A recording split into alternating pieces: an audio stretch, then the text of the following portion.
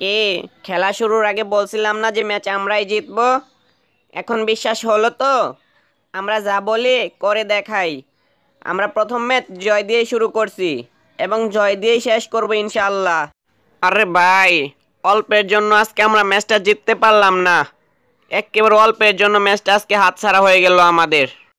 আর আমি তো আজকে খেলতেই পারলাম না মন মতো। ফ্ল্যাটের ভাড়ার হিসাব করতে করতেই আউট হয়ে গেলাম। কপালটা আজকে খারাপ ছিল, তাই রান আউট হয়ে গেছে ভুল বোঝাবুঝির কারণে। নাইলে আজকে বুঝাই দিতাম কত ধানে কত চাল। আরে মিয়া, রাখো তোমার ধান চাল। তোমরা জিতার আশা করো কিভাবে? দেখো নাই আজকে মাঠে আমি নাইমা গেছি গা কুমিল্লার হয়া। তোমরা এর মধ্যে আবার জিতার আশা করো কিভাবে? হ্যাঁ, আমাগোর রানটা খালি একটু কম ছিল, তাই শেষ পর্যন্ত হাইরা যাইতে হইল। না হইলে তোমাগোর একেবারে আমের রস বের করে ফেলাইছিলাম নিচ দিয়া। বুঝাই দিছিলাম যে খেলা কারে কয়। ওই ওই এটা কয় না কোনোদিন, মনে মনে কবিস না। আরে মিয়া, রাখো তোমার আমের রস আর তরমুজের রস।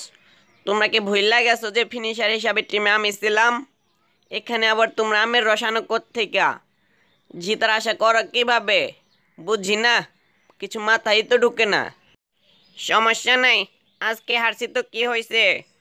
পরের গোলায় খেলা হবে, কাপ আমরাই নিব এবার। হ্যাঁ, খেলা হবে।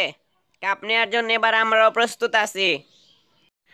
আজকে সিলেট সিক্সার্সের মূল স্কোয়াডে নাসির হোসেন ছিল না।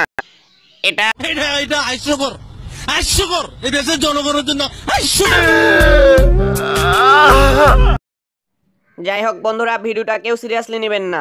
ভিডিওটা যদি ভালো লাগে তাহলে একটা লাইক দিবেন, একটা কমেন্ট করবেন এবং একটা শেয়ার দিবেন। এবং আপনি যদি এই চ্যানেলে নতুন হয়ে থাকেন এবং বিপিএল এর প্রত্যেকটি খেলার ডাবিং সবার আগে পেতে আমাদের চ্যানেলটি সাবস্ক্রাইব করে পাশে বেল আইকনটি বাজিয়ে দিবেন। ধন্যবাদ সবাইকে।